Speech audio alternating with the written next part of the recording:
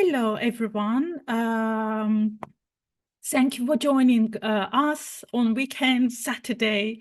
Today, it's our greatest pleasure to welcome you all, the Caucasus Through Time Network. We are welcoming you on a public lecture on Iviron and its artistic legacy, presented by our honored guest lecturer, Professor Nina Chichinadze, based in Ilia State University, Tbilisi, Georgia. As you know, Georgian Monastery of Iviron is one of the most prominent foundation of the Christian Orthodox world, which had a special political, cultural, and religious significance for Georgia throughout the centuries. And before moving to introduce our honored moderator and the speaker, some basic house rules.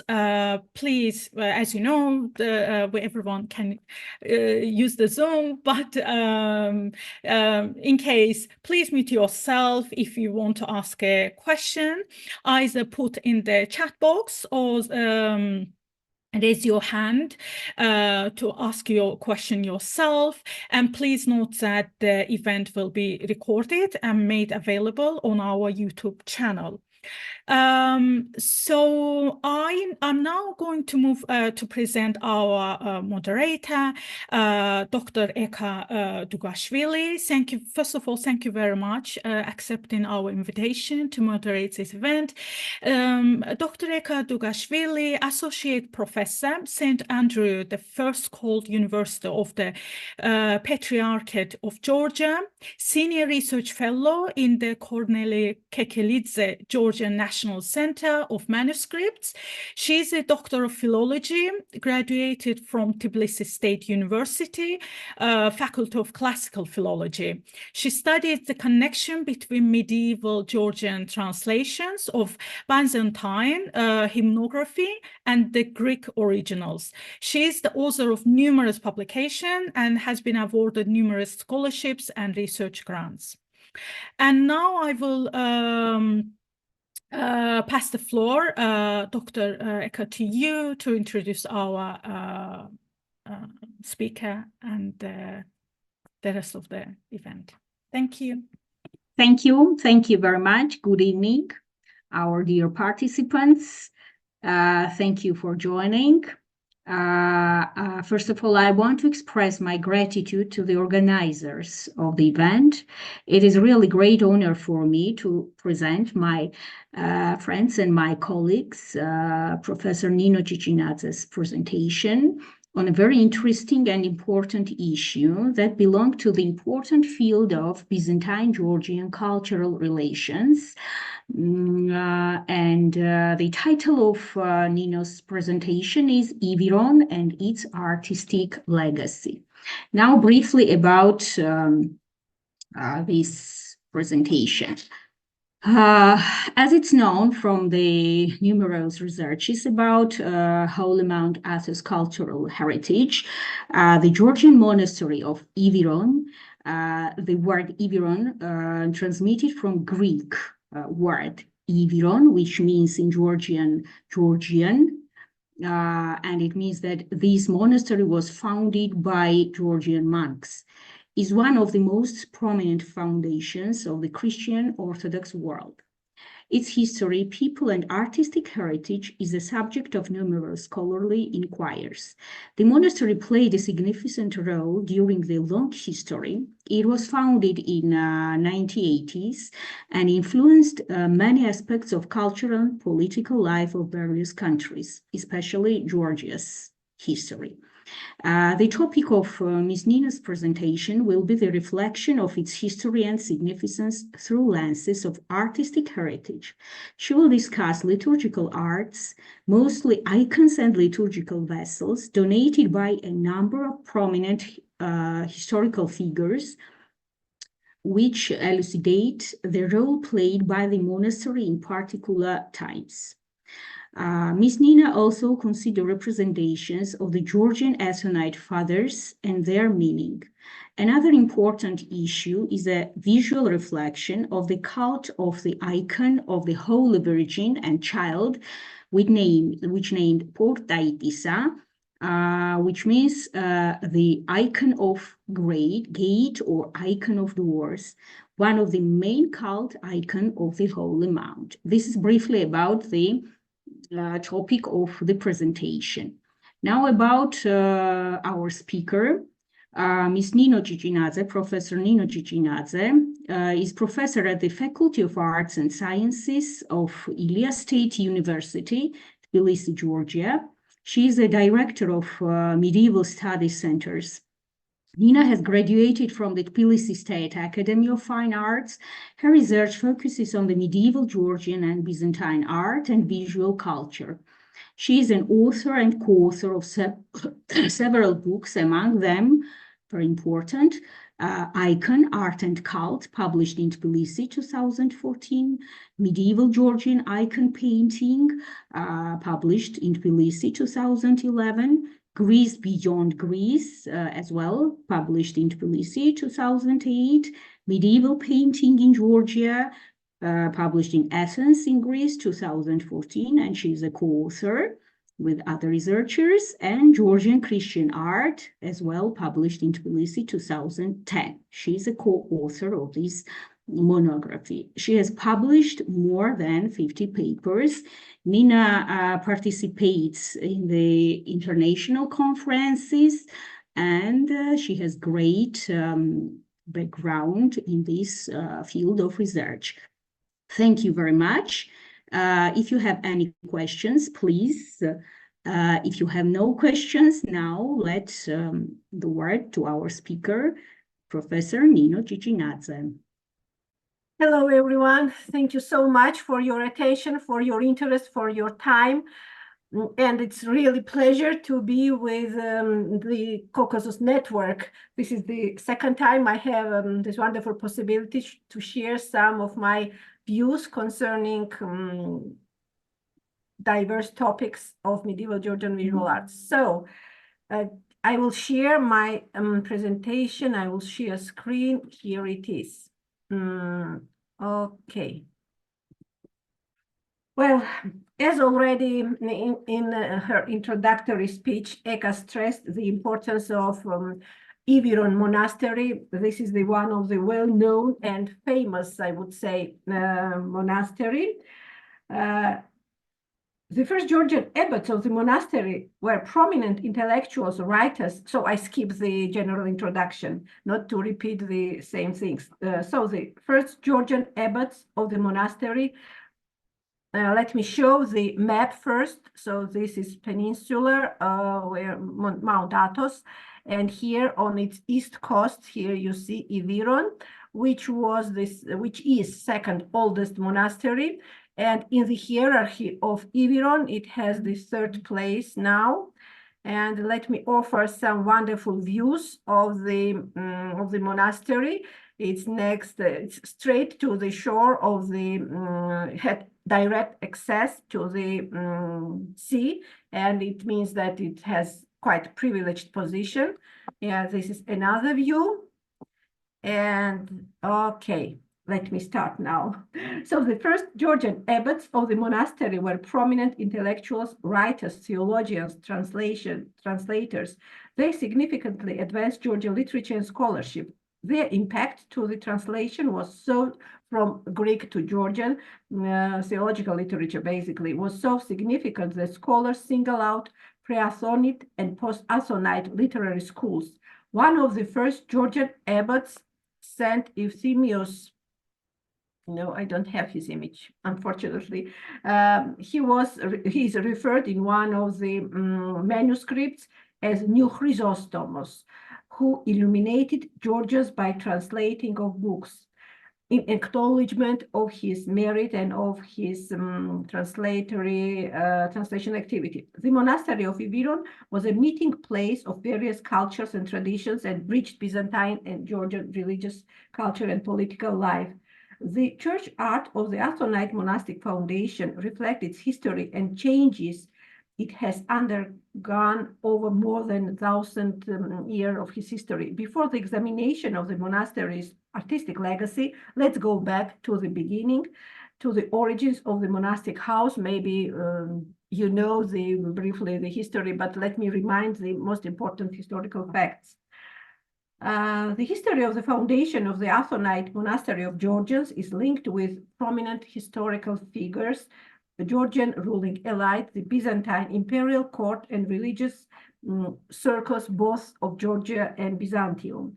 In the late 10th century, dramatic events took place in Byzantium. General Bardas Skleros led upheaval against the Emperor Basil II. The emperor asked David Bagrationi, so this is the map of Georgia, and basically Athonite foundation of Georgians is directly linked to this province, to this historical province of Georgia. And so Byzantium starts somewhere here, the Trapezon, and so on. This is the relief image of David III, one of the key figures in the history of Georgia. So Emperor Basil II asked David Bagrationi, ruler of Tao, Kuropalatis, for assistance. Ioanne Tornike, you see the 19th century several times repainted image from Iviron. He asked the retired monk, he was retired at the monastery of Athos. He was prominent figure, he was experienced commander, and he had a title Patricios, and after the military assistance, he gained the title of Syngelos in 979. So he, with 12,000 horsemen, assisted Basil and brought him victory. So his assistance was highly appreciated by the Byzantine emperor, and he was awarded lavish, rich boot. And part of this money, part of these assets has been used by Tornikios to establish Georgian monastery of Iviron. It is interesting that, so this place, Iviron, was the meeting point, as Eka has stressed, of the different cultures, and especially it was important for Georgian Byzantine relationships. So on the one hand, I already demonstrated the position of Tao Plageti. Tao Plageti played leading role both in political and cultural life of the 10th century. Its rulers, and particularly David III, was the main figure whose efforts to unify Georgian lands was crucial, and indeed his efforts succeeded, and in the next accomplished, and in the next century we already have the unified Georgian kingdom. So Iviron, founded and guided by Tao noblemen, could be regarded as one of the crucial components of the political agenda of Georgian rulers. The rich and large monastic foundation outside the country was an impressive statement of their founders' position, of their power, of their influence, and their ambitions as well. Iviron, okay, so it was founded in 980s, and between the late 10th century till 13th century, Georgian monastery gained a great authority and influence in the whole Orthodox Christian world. Thanks to multiple lavish donations of Byzantine and Georgian rulers, it acquired vast lands, property, both in Athos, in Macedonia, and in other places. The intercultural character of the monastic foundation is reflected in its art and architecture as well. So from 14th century onward, the dominance of Georgians has been diminished because of Georgia suffered the Mongol invasion, and Greeks, little by little, expelled Georgia from the monastery. Iviron was founded on the site of earlier St. Clement Labra. Let me go back. The mosaic complex has at least 10 construction phases from 10 up to 18th century. And minor constructional campaigns has been carried out in 19th century and in 20th as well. So the structures demonstrate the various historical layers. And let me show, I apologize for poor quality of this plan. You see here the major structures. This was the earliest church of St. John the Baptist. This is the main church, so-called Catholicon, with two narthexes, the western vestibules. This is the church of the Virgin Portaitissa, housing the famous miraculous working icon of the Virgin. Here is the church of dedicated to the Holy Archangels, which served as the ossuary for Athonite fathers, and this is the church of St. Nicholas. And here is the tower, as you see. So this is the plan of the main church, and I'm not going into in-depth analysis of the architectural structures, constructions, styles, because it's such a mixture of everything. Paulos Milonas studied the architectural features of the church, but still, I think a lot of aspects must be studied in the future, and really this church and this monastic foundation deserves much more scholarly interest and involvement. Concerning frescoes, the extant frescoes belong mostly from 16th century, which has been repainted, heavily repainted in 18th and 19th century. So recently, some fragments of the frescoes have been found by Greek archaeologists in the crypt of two-story chapel of St. John the Baptist. Nicholas Tsiomkos presented his findings at our workshop, which we had the 2nd of December the last year, and the proceedings of this workshop will be published very soon. And so this is the fragment of the Daisy's composition, and he defines this, he dates this to the Middle Byzantine period. So since the painting of the main church are heavily overpainted, so most renovation, we know the precise date of renovation, 1842. Although it is possible to speak about general program and layout of the compositions, these paintings do not provide significant material for the present discussion. Moreover, the murals need further comprehensive study and analysis, and therefore I skip discussion of this, of monumental murals this time. More than 10 centuries later, very little remains of the original decoration and liturgical arts of the monastery. Therefore, the main sources for the reconstruction of arts of Iviron are written sources. In this regard, two hagiographical texts of the Vitae of the first Georgian superiors, Ioanne and Euktime, so John and Euthemius, written in 1042, 1044 by Georgian. Here is the portrait of Ioanne Agioritis, Tatsminda literally is translated from Georgian as Holy Mountain. And here is one of the first abbots, St. George, but Georgi in Georgian, and I prefer to refer them with Georgian names. So the texts provide important historical records and give some glimpse into the arts of Iviron in the early stage of its history. The life of Ioanne and Euktime follows they were father and son, follows the traditional hagiographic literature. The author prizes the godly deeds. The author is Georgi Tatsmindeli, this person.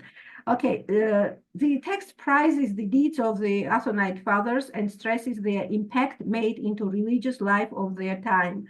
While describing the foundation of the monastery by Ioanne and Euktime, the author stresses that they erected, quotation, churches which resembled heaven.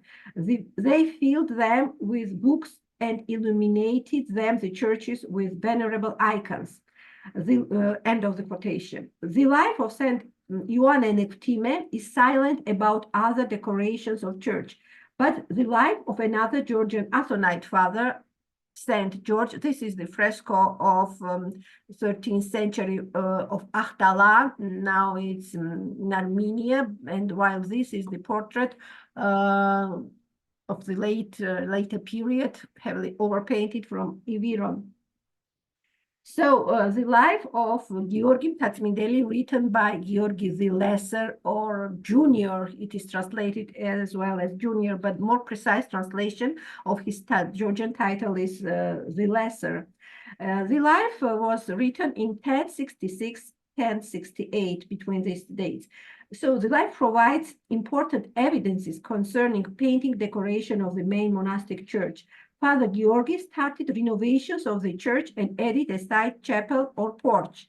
We read that by that time, murals of the Catholicon, main church of the monastery, were damaged by the water leaking from the roof. Georgi went to imperial city, that is Constantinople, and asked for assistance. Constantine Monomachos, the Byzantine emperor, he ruled between 1042 1055. So he asked the emperor to grant him, quotation, the lead that will protect the holy church, end of quotation.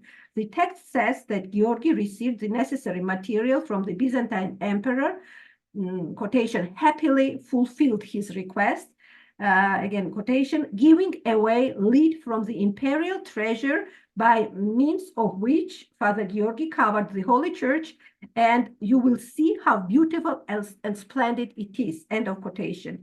Therefore, presumably the Catholicon was already painted at least in the first decade of the 11th century. To the mid-11th century is attributed floor of the monastery, of the main church of the monastery, so-called opus sectile, which is dated by my dearest colleague, Dmitry Liakos. So he published profound study of this floor, but also other scholars published this floor. So this is the central part of the church, this one, and it's really one of the most splendid examples of this type of pavement. In the center of Phalos, there is this strip, which has the inscription, engraved inscription, and you see both the Greek, in Greek capital letters, and here is the Georgian translation. So the identity of Georgi, there were several abbots with this name, is still under discussion, which I will skip the analysis of the identification of this person.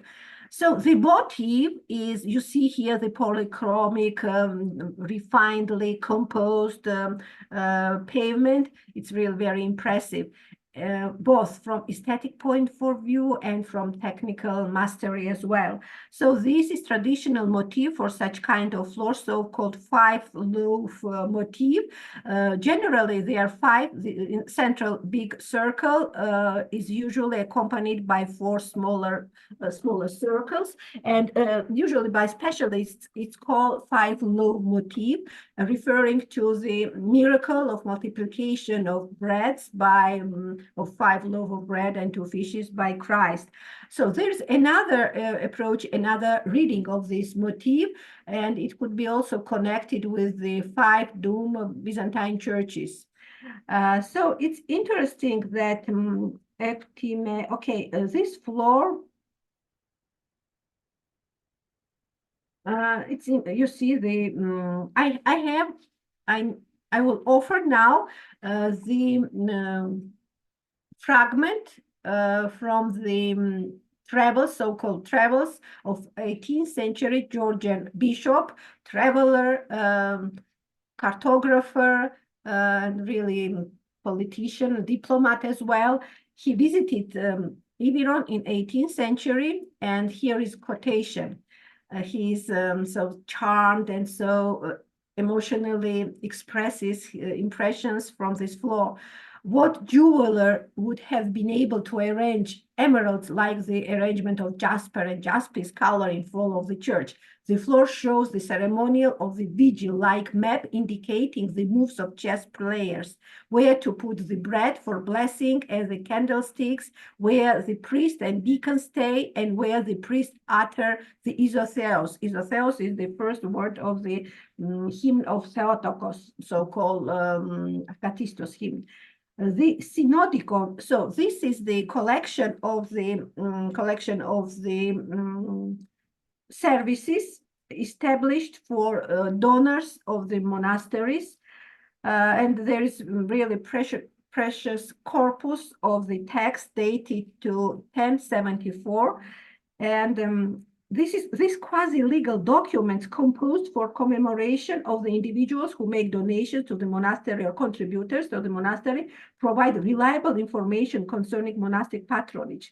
The 12th century Synodicon of Pavle, who served as superior between 1117 and 1183, says that he restored the damaged big tower, repaired the wall of the monastic enclosure wall, as well as the door of the Church of Our Lady of the Door, or Portaitissa in Greek, and also decorated the Catholicon of the monastery with painting. He also purchased precious silk textiles, probably curtains and different kind of liturgical covers, and covered the great altar with gold-woven silk fabrics. Nicholas Gulaberidze, Catholicos of Georgia, between 1150, 1172, was among benefactors of Iviron as well. From his Synodicon, we know that he brought a significant donation to the monastery, repaired the northern chapel of the main church of the Archangels, and decorated its interior with painting. And it's not quite clear the language, the words used in this Synodicon. Literally, the translation is multicoloring. So it could be mosaic, but as far as I know, no traces of mosaic decoration has been found. But, and glazing, he says. Probably he means tiles and or marble revetment. It is interesting that, as I already mentioned, the early decoration of the Iviron churches have not survived. But we know that in the 16th century, Cretan painters repainted Catholicon of the monastery. In his description of the church, Dr Dughashvili, I already mentioned this prominent Georgian intellectual, he mentions he doesn't mention painting as well. He focuses on the overall impression from the church rather than providing specific details about the interior, about the interior. So, sorry. You see here a quotation from this text. The walls are made of pure marble and pure faience tiles, and the chancel barrier of splendid gilded flowers and other ornaments. There are splendid gilding on the altar canopy, ciborium, and the abbot's seat. The windows were made of variegated glass and in the shape of flowers. The silver and glass of polyalea circle candle, the type of the lighting. So the chandeliers and the lamps were of exceptional workmanship. The beauty of the cathedral was marvelous. End of quotation. I'm quoting. Okay, so the lighting device, you see he pays special attention to this lighting device. Timothy also mentions other buildings of the monastery and names the actetors, so builders and commissioners. He mentions the church built by Eptime, the Agioritis, with 4 green columns, and a small domed church for the Portaitissa icon built by Ashot Muhran Batoni. So Ashot is the name, and Muhrani is the province of Georgia, and Ashot was the governor and lord of Muhrani. It's the central part of Georgia. He was cousin of Georgian king George XI, and actively supported Athonite monasteries in 17th century. So Timothy says that he is depicted there together with his son Iesem. Unfortunately, it is not possible for me to verify the description in situ. As you might know, so women are expelled from the Athos, and there is no comprehensive study of painting till now. Probably, I hope that in the future, paintings would be analyzed more detailed. The Church of Portaitissa. So this is the fragment of one of the late murals, 19th century murals. I mentioned the small church of Portaitissa, chapel of church, constructed by Ashot, and this is interior of the church. The Church of Portaitissa housed the eponym icon of the Virgin of the doors of the gates of Porta Church in Greek, which is believed to be a miracle-working image. The icon is an important cult object which deserves a special attention. The famous icon depicting so-called Odigitria type of the Virgin is heavily clad in silver. This cladding, this repoussé revêtement is a production of 16th century, but the icon received in 19th century, in 1812, new revêtement, new precious silver revêtement produced in Tsarist workshops. The famous icon depicting the Virgin Odigitria has its own history, its own legend.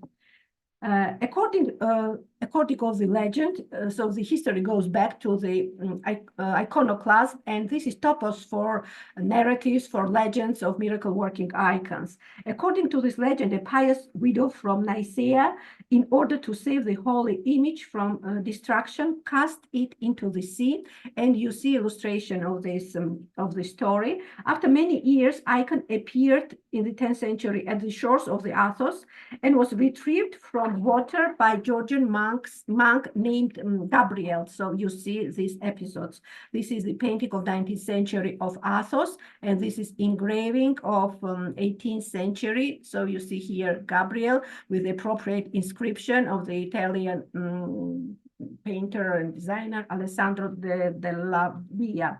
The Most Holy Virgin has chosen the place for her icon at the gate of the monastery. It's an interesting moment that icon selects the place of her dwelling herself. Her place must be a reference to the Akatistos hymn, "Rejoice, O blessed gatekeeper, who opens the gate of paradise to the righteous." The stylistic features, here is the detail. These stylistic features of the painting reflect the artistic developments of the 11th century, and the icon is dated by scholars, by the specialists of Byzantine painting by early 11th century. Specific features of images, especially face of the Virgin, its character, less classical, let's say, could be attributed to Georgian tradition, Georgian visual tradition, or at least to Georgian artistic milieu. And this is the one of the icon of 11th century. The characteristic iconographic detail of Portaitissa Virgin, a scar on her chin, is linked with a legend saying that the episode saying that the icon was stabbed and wounded by the infidel. The iconography and the icon started bleeding. The iconography of Mother of God Portaitissa differs from the, let's say, classical type of the Byzantine Odigitrias. On the Athonite panel, you see that the Virgin is depicted with slightly inclined head towards her son. Christ is also featured turned to his mother, and thus the composition acquires more emotional and intimate character. The inclined head of the Virgin echoes the posture, her posture in the Deisis.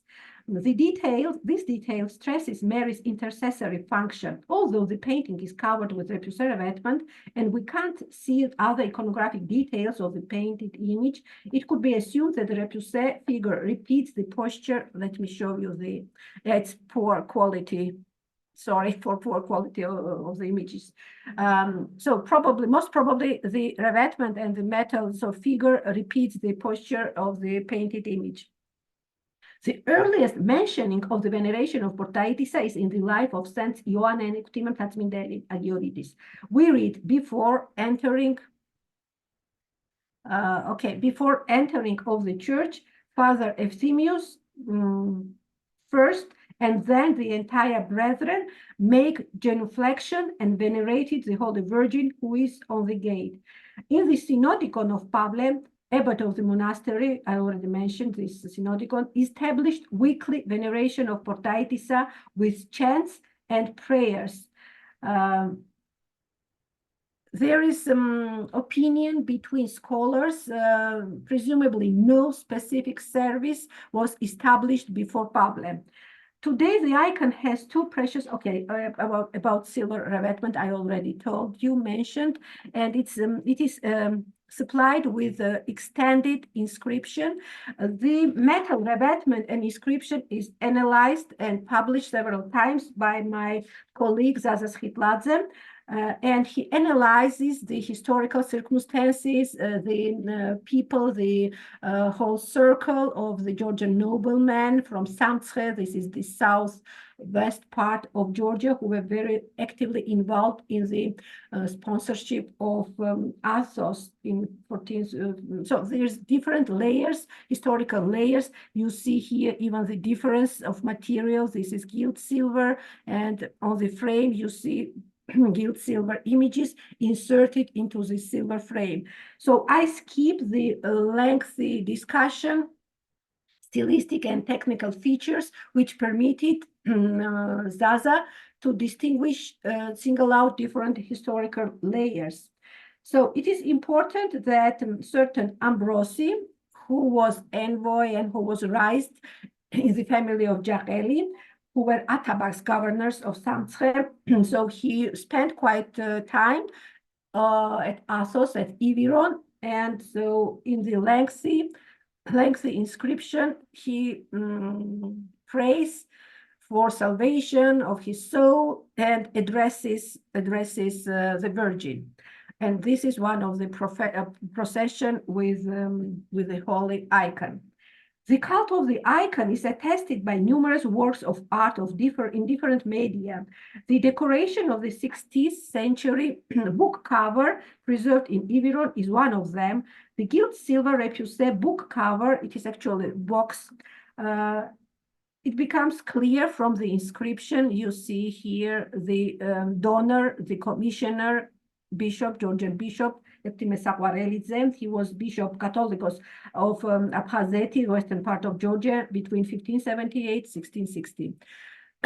And the book cover has been produced. You see here the ears. And what is interesting, so inscriptions are in Georgian.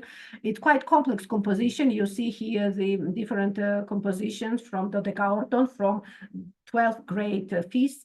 Here are Georgian Athonites, and this is the donor. And let me show you the image of the Virgin and Child.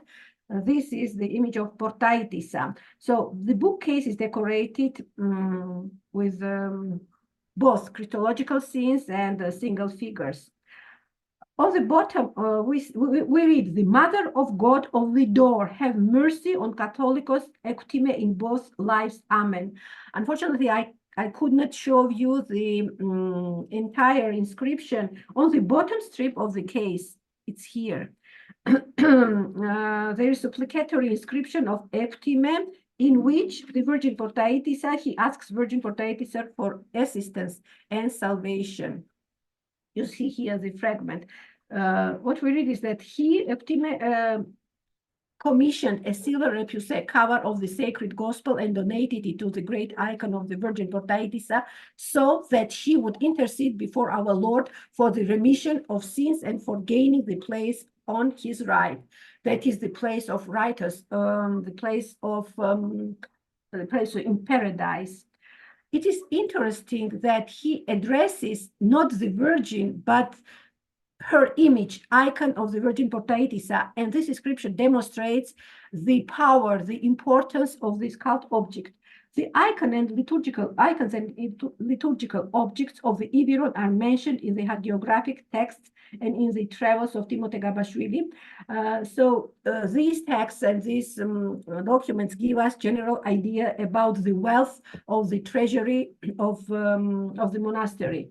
The life of Georgi Mtatsmideli describes now lost icon of Georgian Athonite fathers, which was commissioned by Georgian bishop, Bishop of the Western Georgia. Chondidi is the name of this area. Ioane, Bishop of Chondidi.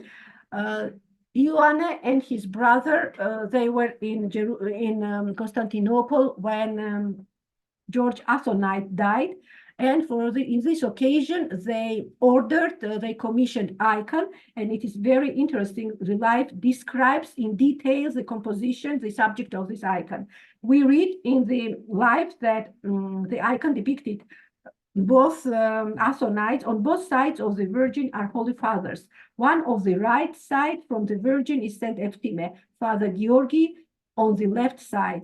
They stand before the Virgin in supplication, praying for us. This icon has been sent to Athos and is placed on the tomb of our Holy Father Georgi. Then we read that Saint Eftime was not depicted on the icon at an age. He was depicted as an aged man. He was 50 when he started translation of the books. And this is important that life stresses his activity as a translator. Unfortunately, the icon, as far as I know, the icon doesn't exist anymore. But instead, I would offer two icons from Sinai.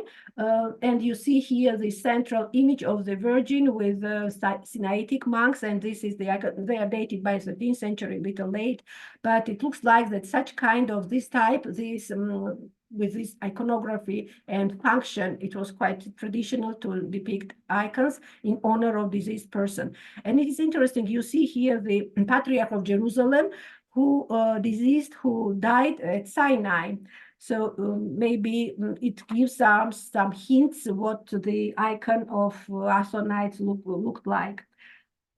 Icons adorn the ossuary of the other Georgian Athonite fathers as well. The life of Georgi Tatsmindeli says that Georgi translated relics of Saint Eftime and Ioanne and other holy men into new ossuary in Martyrion, which he adorned with multiple adornments with icons and crosses, horocandelon, so horai chandeliers, and as these saints deserved. Funeral context of precious object is revealed in the will of Kale, noble Byzantine lady, a widow of a Georgian aristocrat Sumbal Bakuriani. The will was issued on 4th November 1098.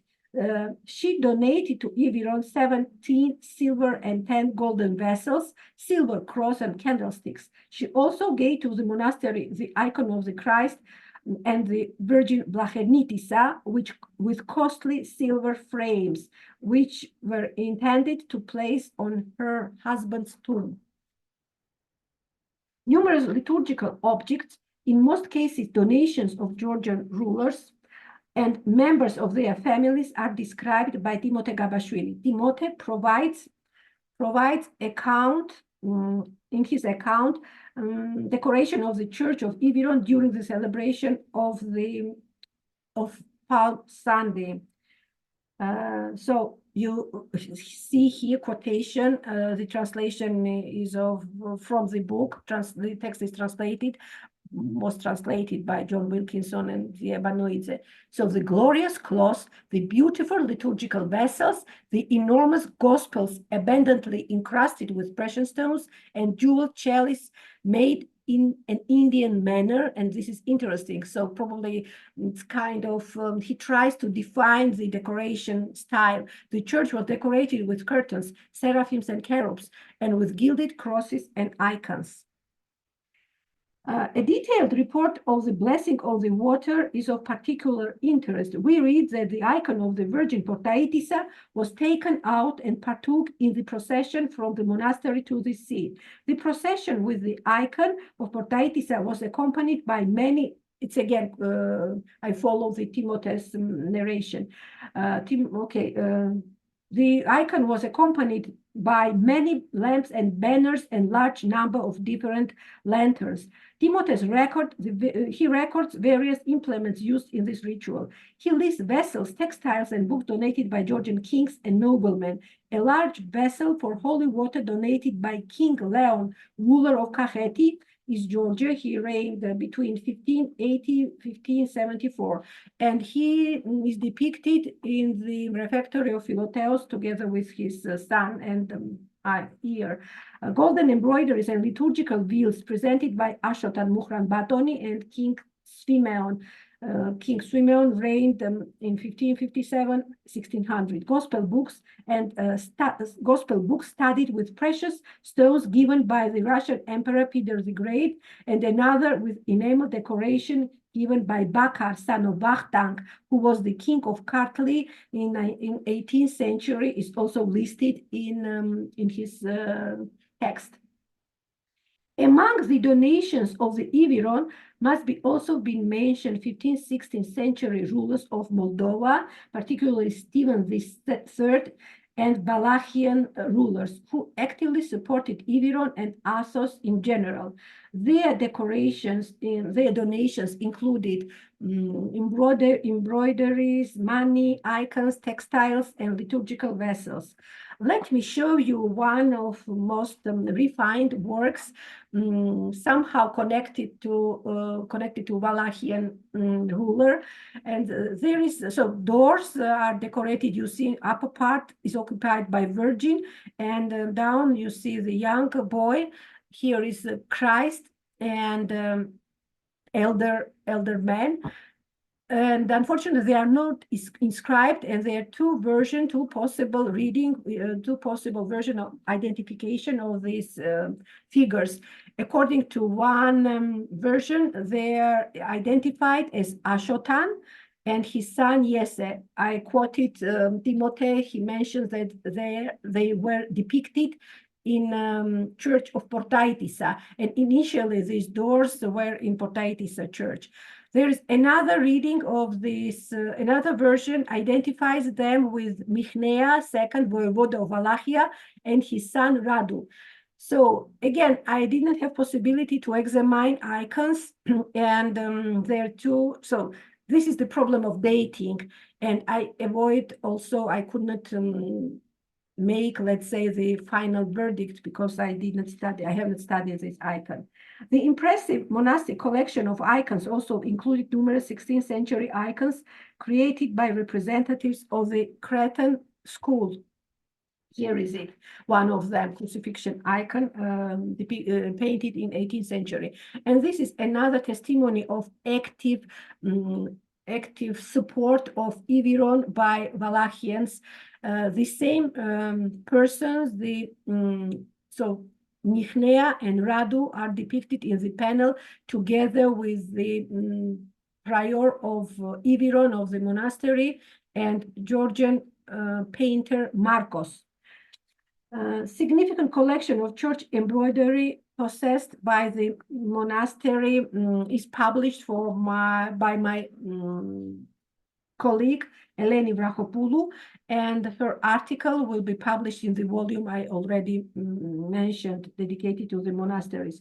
The rich and variegated monastic arts of Iviron illustrate in their own way the turbulent history and transformations of the monastery over the centuries. The origins of the monastic foundation correspond to the important stages of the history of Georgia. The role of the influential Bagrationi family of Tao, who had the leading positions in the political landscape of the time, in the foundation on Iviron is well documented by various sources, literary, historical texts, and legal documents, and material culture as well. Unfortunately, the artistic works of this phase of the monastic history is very scarcely recorded. The only image preserved to our time is the miracle-working icon of the Virgin Portaitisa. The 12th century artistic heritage is also known for us from the historical sources, Synodicon of Iviron mostly. The monastery suffered dramatic losses and damage many times, causing serious losses, including monumental painting and movable objects. So earthquakes, so devastating invasions, and fire also make their own impact to the cultural heritage, artistic heritage of the monastery. From the 16th century onward, more painting and various objects are preserved. This is quite understandable, since after the fall of Constantinople, the Athonite monastery found themselves in a difficult situation, and the monks very actively were working for alms. They have been sent in different Christian countries for collection of money for monastery. And Serbian, Russian, Georgian, and Wallachian, Moldovan rulers participated very actively. They supported greatly the monastery. The centuries-long contacts between different Christian communities on Mount Athos is an object of further study and analysis. This monastic republic is a unique phenomenon with its own history, structure, and intercommunal relationship, which must be considered through the lenses of diverse national traditions. The Athonite monasteries offer insights to striking combination of local and global, national and international. Global and international, I mean within the Christian, let's say within the frames of Christian world of the time. And not only maybe traditional innovative. This mixture of cultures which represent diverse socio-political systems is clearly visible in monastic arts. I hope that my presentation in a way demonstrated the importance of the comprehensive study of monastery of Georgians and its art for reconstruction of the history of Athos and Christian monasticism in general. Thank you very much for your attention. Now, Nino, thank you very much. Dear guests, I think we heard, I would say, very interesting presentation about Iviron monastery icons, especially liturgical vessels. I would say informative presentation. We heard informative inscriptions, especially for me, it was very interesting. And now we should open our discussion. If I think that will be questions. If there are any questions, you can use a chat box for questions or raise your hands. If someone wants to express his opinion, if any suggestions, please. Before I summarize Ms. Nino's presentation, please, if you have any questions, suggestions. May I? Please. Yes, Marika Didebulidze, an art historian from Dughashvili Center. It's a very interesting presentation we had, and Nino is now working for some time on the problems of Athonite culture and special painting. I wanted to ask, in your research, have you found some new information about the cultural and especially the artistic relations with, for example, in 16th century, as we know, for example, that Levan, the king of Kakheti, had very tight relations with Athos, and even his portrait is there in one of the monasteries. And have you found some new information or some notes about Greek painters from Athos invited to Kakheti? We know that in Gremi there are inscriptions of Greek painters. Or not, some new, if there is something new, very interesting, because what you presented is really fresh information for us. Yes, thank you. Thank you for your question. It was not the aim of my presentation this time, and unfortunately, regrettably, I don't have any new evidences or documents concerning Leon, his activity, and the contacts and relations between Kakhetian kingdom and Athos. And a colleague of mine, he has a PhD dissertation, unfortunately it's in Greek, but I hope that maybe one day we will find more information about these relationships. Thank you for your question. Thank you. As I mentioned in the end of my presentation, these issues, more or less, colleagues of mine, they know that the literary activity and the activity of scriptorium of Athos is well studied, while the material culture somehow is less, let's say, less popular subject among scholars. But in our university, the Center of Medieval Studies, one of the main direction is the monastic studies, and our meeting, international workshop, and the planned volume aims to bring together several scholars from different fields and attract direct, let's say, and attract more and more colleagues. And probably in the future, we will find answers for interested issues. Thank you for your question, Professor Mariam. Now, if any question, I see among participants our Greek colleague, Professor Dionysios Mourelatos. If you have any question or suggestion for us, very important and interesting. We know your researches and so on. If you have Thank you. Just to congratulate Nina for her presentation. It was really interesting to summarize all this information and bring new info about the perception and narratives about Iviron by Georgians pilgrims. Thank you. Thank you. Thank you very much. If any other? Yes, the hand is raised. You see, Eka, top. Now if someone has question, please. Okay, that was fascinating, absolutely wonderful. Do you have any more information on this procession to the sea? What exactly happened? Okay, so you go down to the seashore, then what? Yeah, good question. You know, the language of the 18th century is quite problematic. And the publisher, honestly, it is published only once by our eminent scholar. And honestly, this text is a real treasure. Every single episode, every single ritual, every single piece of artifact mentioned by Timothy needs further study and deciphering, let's say. Yeah, it's really interesting. It's not quite clear for me as well. The meaning and the essence of this ritual. You know that the goddess Athena was taken down to the sea once a year in Athens. Really? In a procession. Yes. And they washed the statue in the water. That would make sense, actually, in terms of intercessory functions. I mean, you're constantly sort of pulling people's sins out of them and sending them on somewhere else. And so, you know, you have to be cleansed.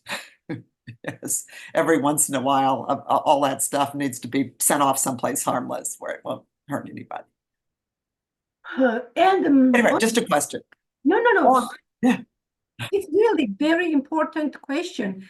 And I hope I need consultations from, let's say, clergy, and the modern practices must be taken into consideration as well. And unfortunately, due to my overloaded schedule, I have to find time to dig a little bit deeper. Yeah, it's really important question. Thank you. Thank you very much. If any other, Nino, if you let me, I have no question, but I think that for us, not only for us, for Georgian scholars, I think that most interesting will be new findings of the excavations about what wonderful presentation in our workshop.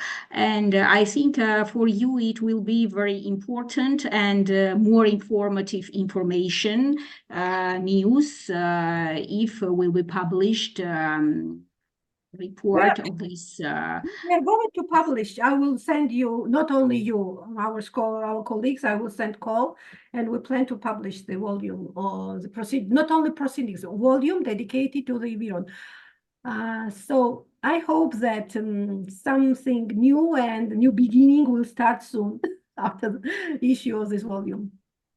Okay, as I see there's... Just to remind the importance of further research, of further study of phenomenon. And it's not important, it's not, so Athos belongs not only to our history, right? It's very significant and very instructive from many points of view. This intercultural spot, intercultural site, very active, very productive. Let's see. Nino, thank you very much. As I see in chat box, there is a very informative seminar. Thanks to Nino. I will be shoot off. Yes, thank you. Thank you very much. I think that there is a time to summarize Ms. Nino's presentation. And I want to thank all the participants for their attention. I think that our speaker, Professor Nino Chichinadze, presented a very interesting and research-based presentation. She presented new information, new findings based on her own research. There were interesting questions, I think, and opinions about this presentation, which confirms once again that the cultural heritage of the Holy Mount Athos, and especially of Holy Monastery of Iviron, is interesting and important in many aspects. Presents a new perspective for further research and a new perspective.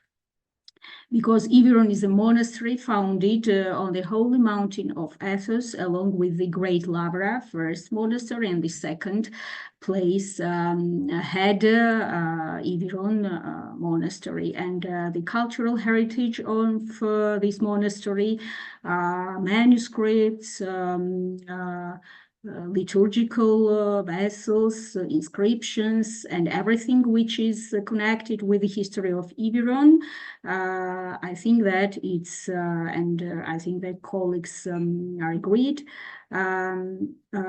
preserve all this heritage preserve many important issues which are important for the research of Byzantine culture in general, and these relationships which were between Georgia, Byzantium, and generally for the history of Byzantium.